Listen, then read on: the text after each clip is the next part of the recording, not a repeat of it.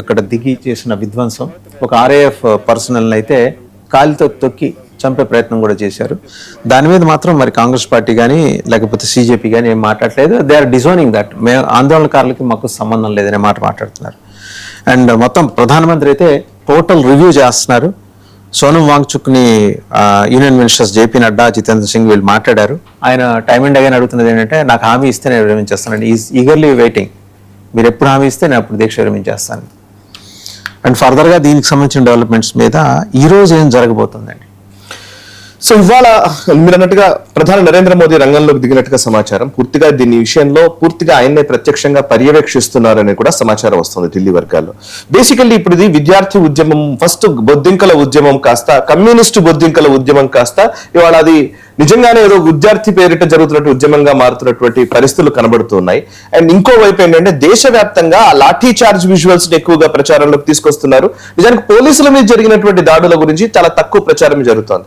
And ఇంకొక కీలకమైన tragedy of this whole, ఈ మొత్తం వ్యవహారంలో ట్రాజెడీ ఏంటంటే వాసు గారు, ప్రధాని మాట వినట్లేదు అండ్ నిజంగానే ప్రధాని మా గోడు వినట్లేదు అని చెప్తున్న వాళ్ళు యాక్చువల్లీ ఆ ఉద్యమకారులు అని చెప్తున్న వాళ్ళు వీళ్ళు ఎవరైతే ఉన్నారో వీళ్ళెవరు ఎవరి మాట వినట్లేదు.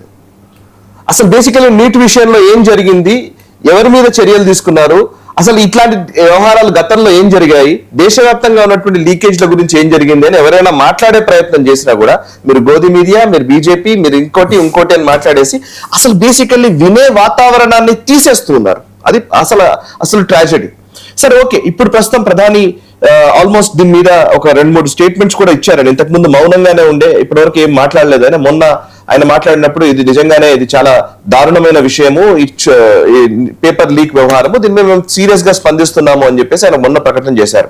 అండ్ ఆ తర్వాత పార్లమెంట్ సమావేశాల్లో నీట్ పై చర్చకు మేము సిద్ధము అని కేంద్ర మంత్రులు ఆల్రెడీ ప్రకటించారు. జేపీ నడ్డా కావచ్చు, జితేంద్ర సింగ్ కావచ్చు. జితేంద్ర సింగ్ నిన్ననే చెప్పారు మేము చర్చకు సిద్ధమని.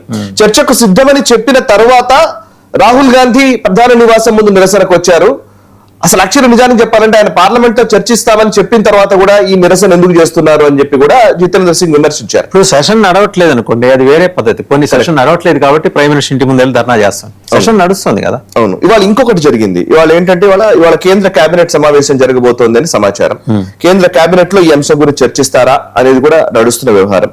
రెండోది ఏంటంటే ప్రస్తుతం నరేంద్ర మోదీ గారి పైన రాహుల్ గాంధీ చేస్తున్నటువంటి విమర్శలు వైపుచున్నాయి. అంటే ఏంటంటే ఈ మధ్య కాలంలో జరిగినటువంటి ఈ పర్టికులర్ పేపర్ లీక్ వ్యవహారాల్లో అరెస్టులు చేశారు కానీ వాళ్ళకి శిక్షలు పడలేదు అని చెప్పి ఒక వ్యాఖ్య చేశారు. యాక్చువల్లీ శిక్షలు విధించాల్సిన బాధ్యత లేకపోతే ఆ అధికారము ప్రభుత్వానికి ఉండదు, కోర్టులు నిర్ణయించాలి. మన దగ్గర కోర్టులు ఎంత స్లోగా రన్ అవుతాయో మనకు తెలుసు. ఏదైనా సరే కన్విక్షన్ జరగడానికి చాలా టైం పడుతూ ఉంటుంది.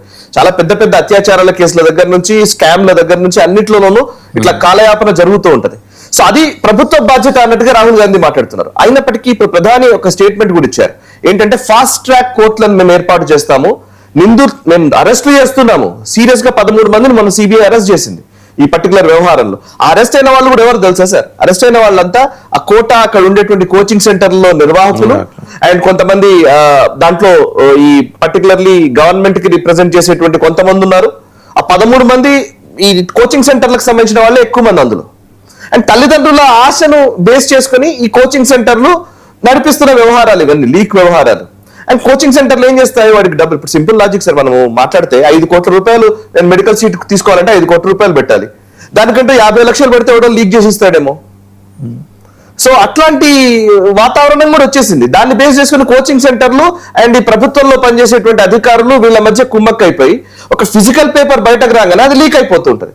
దట్టు నీట్ కాబట్టి మిగతా పేపర్ల కంటే నీట్ కి ప్రాధాన్యత ఎందుకు ఉంటుంది? డాక్టర్ కదా, నీట్ లో క్వాలిఫై అయ్యేటంటే దేశం మొత్తం మీద ఆ మాటకు వస్తే చైనాతో పోలిస్తే, చైనా ఎడ్యుకేషన్ సిస్టమ్ తో పోలిస్తే, అది నిర్వహించే ఎంట్రన్స్ ఎగ్జామ్స్ పోలిస్తే ఇది చాలా పెద్దదండి, చాలా పెద్దది, ప్రతిష్టాత్మకమైనది కూడా. మీకు నేను డీటెయిల్స్ తీసుకున్నాను వాసు గారు. ఒక్క కోటా కేంద్రంగా, రాజస్థాన్ కోటా కేంద్రంగా 85,000 నుంచి 125,000 మంది కేవలం నీట్ ఎగ్జామ్ కోసం కోచింగ్ సెంటర్ లో జాయిన్ అవుతారు. 1,00,000 మంది యావరేజ్ గా తీసుకుంటే 55 నుంచి 125 అన్నారు, బట్ 125,000 అన్నారు. బట్ 1,00,000 మంది ఒక నీట్ కోసం కోచింగ్ సెంటర్ లో జాయిన్ అవుతారు. అంటే ఎంతమంది ఉంటారో ఊహించండి. మొత్తం ఓన్లీ కోటా, రాజస్థాన్ కోటాలోనే 2,50,000 మంది ఈ కోచింగ్ సెంటర్ లో జాయిన్ అయి ఆయా పోటీ పరీక్షలకు ప్రిపేర్ అవుతారు. 2.5 లక్షల మంది ప్రతి సంవత్సరం. బిగ్ నెంబర్, చిన్నది కాదు. 1,00,000 మంది నీట్ కోసం రాసే వాళ్ళు 1,00,000 మంది కేవలం కోటాలోనే ఉంటారంటే ఇక దేశవ్యాప్తంగా ఎలాంటి పరిస్థితుల్లో మనం అర్థం చేసుకోవచ్చు. ఈ 1, 2, 3, 4, 5, 6 టైప్ లోనే అక్కడ అలాంటివే అంతే. 1, 2, 3, 4 ఇక్కడ మన దగ్గర అడ్వర్టైజ్మెంట్లు వస్తాయి సార్, అలాంటివే అక్కడ ఉంటాయి. ప్రెషర్ కుక్కర్లీగా. అందులో పోయిన సంవత్సరం ఒక్క సంవత్సరంలో రాజస్థాన్ లో 23 మంది విద్యార్థులు ఆత్మహత్యలు చేసుకున్నారు. దేనికోసం తెలుసా? నీట్ పేపర్ లీకులు వీటి కోసం కాదు, ప్రెషర్ తట్టుకోలేక.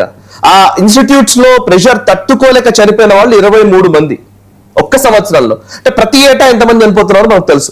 ఎందుకు? దీనికి కారణం ఏంటి? విద్యార్థులు, తల్లిదండ్రులు, లేకపోతే ఆ తల్లిదండ్రులకు వాళ్ళు అనుకున్నది పిల్లలు డాక్టర్లు అవ్వాలని, ఇంజనీర్లు అవ్వాలని వీళ్ళని ప్రెషర్ కుక్కర్ లో పడేస్తున్నారు కోచింగ్ సెంటర్లో, రైట్? కోచింగ్ ఫ్యాక్టరీలు అంటారు వాటిని. సో ఈ వీళ్ళు ఏం చేస్తారు? వీళ్ళని ఎలాగైనా సరే రుద్ది వాడికి ఆ డాక్టర్ సీట్ ఇచ్చి లోపల పడేసామంటే, ఆ కాలేజీలో పడేసామంటే అయిపోతుంది. నిజానికి ఇప్పుడు మాట్లాడాల్సింది ఈ సిజేపీ ప్రొటెస్ట్ లో మనం చూస్తే, ఈ బొద్దింకల ఉద్యమంలో ఒక్కడన్నా వాల్యుయబుల్ అంటే నిజంగా మాట్లాడాల్సిన విషయాల గురించి మాట్లాడుతున్నారా? మీరు చూడండి, ఒక్క ఆర్గ్యుమెంట్ లేదు. వాళ్ళ ఆర్గ్యుమెంట్స్ అన్ని చూడండి మీరు. ఆజాదీ అంటారు, మనువాది అంటారు, బ్రాహ్మణవాది అంటారు, లేకపోతే ఇంకా చెప్పాలంటే ఇప్పుడు మోదీ అంటాడు, Modi దిగిపోవాలంటారు. Okay, and Burhan Wani గురించి మాట్లాడతారు, లేకపోతే కశ్మీర్ సపరేట్ కావాలని అంటారు. ఒక్కరన్నా ఈ రోజు రాష్ట్రాల్లో ఉన్నటువంటి ప్రైవేట్ యూనివర్సిటీల్లో పరిస్థితి గురించి, లేదా ప్రైవేట్ స్కూళ్లలో, కాలేజీల్లో ఉన్నటువంటి పరిస్థితుల గురించి ఎవరైనా మాట్లాడుతున్నారా? గవర్నమెంట్ కాలేజీల్లో నుంచి బయటకు వచ్చిన తర్వాత నిజంగా విద్యార్థులకు ఎటువంటి అవకాశాలు కల్పించారనే విషయం మీద చర్చ జరుగుతోందా? విద్యార్థుల ఉద్యమం అవసరం ఈ దేశంలో, సంస్కరణలు అవసరం ఈ దేశంలో. కాకపోతే ఏంటంటే ఇది కాదు, ఈ బొద్దింకల పేరిట జరుగుతున్నది ఇది కాదు, ఇది ప్రహసనం, ఇది ఘర్షణ. నేను I tell you example sir, నేను విత్ డీటెయిల్స్ చెప్తాను. నేను ఒక్క 1 year లో, వాసు గారు నేను డీటెయిల్స్ చదువుతున్నాను, ఒక్క 1 year లో ఎన్ని ఎగ్జామ్ పేపర్స్ లీక్ అయ్యి చూడండి. ఇది నీట్ మాత్రమే కాదు, నీట్ జరిగిన తప్పు, అది 100% దాన్ని మనం ఖండించాలి, దాని గురించి మనం మాట్లాడదాం. దాంతో పాటు మాట్లాడాల్సినవి కూడా ఉన్నాయి. 2025 ఆగస్ట్ నెలలో Jammu Kashmir service selection board JKSSB junior engineer exam paper leak అయింది. 2025 మార్చ్ హిమాచల్ ప్రదేశ్ కాంగ్రెస్ గవర్నమెంట్ ఉంది, క్లాస్ 12 ఎగ్జామ్ పేపర్ లీక్ అయింది.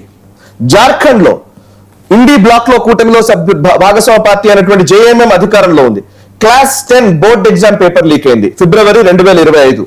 ఓకే, మన తెలంగాణలో మార్చ్ 2025 పోయిన సంవత్సరం ఇంటర్మీడియట్ క్వశ్చన్ పేపర్ లీక్ అయింది.